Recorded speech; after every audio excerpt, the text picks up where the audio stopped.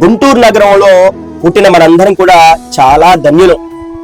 ఎందుకంటే గుంటూరు నగరం అంటే ఆధ్యాత్మిక శోభ. ఇక్కడ ఎప్పుడు కూడా నిరంతరం భగవంతుడి గురించి చింతన, అనేక రకాల దైవ కార్యాలు నిరంతరం కూడా జరుగుతుంటాయి. అందులో అత్యంత విశేష వైభవం కల ఒక ఉత్సవం ఉందండి. గుంటూరు నగరానికి తలమానికంగా ఉండే ఉత్సవం. ఆ ఉత్సవం అదందరికీ తెలిసిన ఉత్సవమే. అదే రామకోటి ఉత్సవం. చాలా విశేషమైందండి. గుంటూరు నగరంలో ఈ రామకోటి దేవాలయంలో, రామనామ క్షేత్రంలో 99 సంవత్సరాల నుంచి ఇప్పటి వరకు కూడా ఒక్క క్షణం కూడా ఆకుండా హరే రామ రామ రామ హరే హరే, హరే కృష్ణ కృష్ణ కృష్ణ హరే హరే హరే నామాన్ని నిరంతరం కూడా ఇప్పటి వరకు కూడా 99 సంవత్సరాల నుంచి ఇప్పటి వరకు కూడా ఒక్క క్షణం కూడా ఆపకుండా నిరంతరం రామనామ సంకీర్తన జరిగే ఏకైక దేవాలయం బహుశా నాకు తెలిసి ఆంధ్రప్రదేశ్ లోనే ఒకే ఒక దేవాలయం మా గుంటూరు నగరంలో ఉన్న శ్రీ రామనామ క్షేత్రం అండి. ఈ రామనామ క్షేత్రంలో 99వ రామకోటి మహోత్సవాలు జరుగుతున్నాయి మిత్రులారా. 5 రోజుల పాటు రంగరంగ వైభవంగా చేస్తారు.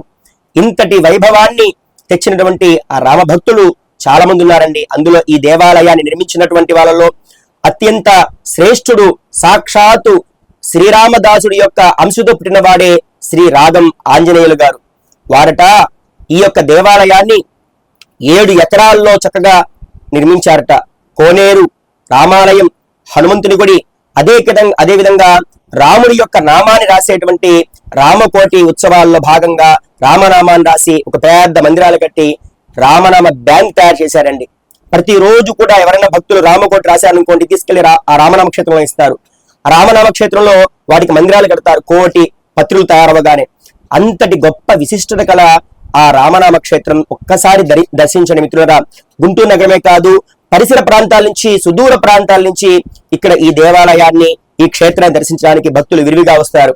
ఈ దేవాలయంలో, ఈ రామాలయంలో సాక్షాత్తు శ్రీరామచంద్రమూర్తి వారే శ్రీ రాగం ఆంజనేయులు గారికి స్వయంగా ఒక తుంబుర ఇచ్చారట. అంటే మనం హరిదాసులు వాయిస్తారు కదా, అటువంటి తుంబురని స్వయంగా రాములు వారే ఇచ్చారు అనేటువంటి తుంబర ఈ రోజు కూడా మనం ఆ దేవాలయంలో చూడవచ్చు. అదేవిధంగా రామకోటి ఉత్సవాలు 99 సంవత్సరాల నుంచి నిర్విఘ్నంగా ఎంతో మంది కళాకారులు రోజు కూడా అక్కడ వేద పారాయణం, రామనామ సంకీర్తన, హనుమాన్ చాలీసా పారాయణం, సీతారాముల కళ్యాణము, అదేవిధంగా 5వ రోజు అంటే ఉత్సవంలో చివరి రోజైన 5వ రోజు తెప్పోత్సవం చేస్తారు. ఈ రామనామ క్షేత్రంలో ఉండేటువంటి పెద్ద కోనేరులో 5 ప్రదక్షిణాలుగా శ్రీరామచంద్రమూర్తి వారిని పట్టాభిషేక సమాయుక్తంగా ఆ తెప్పోత్సవం చేస్తారని కన్నుల పండుగగా ఉంటుంది.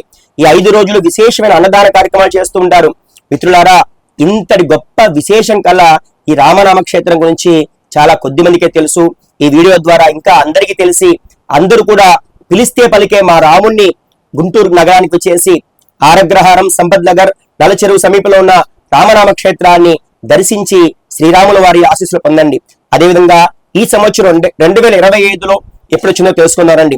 2025 డిసెంబర్ 8వ తారీఖు నుంచి ప్రారంభమై 12వ తారీఖు శుక్రవారం వరకు 5 రోజుల పాటు ఈ యొక్క ఉత్సవాలు ఘనంగా జరగబడుతున్నాయి.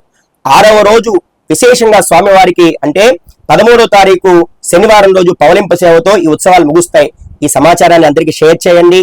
మన ఛానల్ సబ్స్క్రైబ్ చేసుకోండి. జై శ్రీరామ్, జై జై శ్రీరామ్, జయం.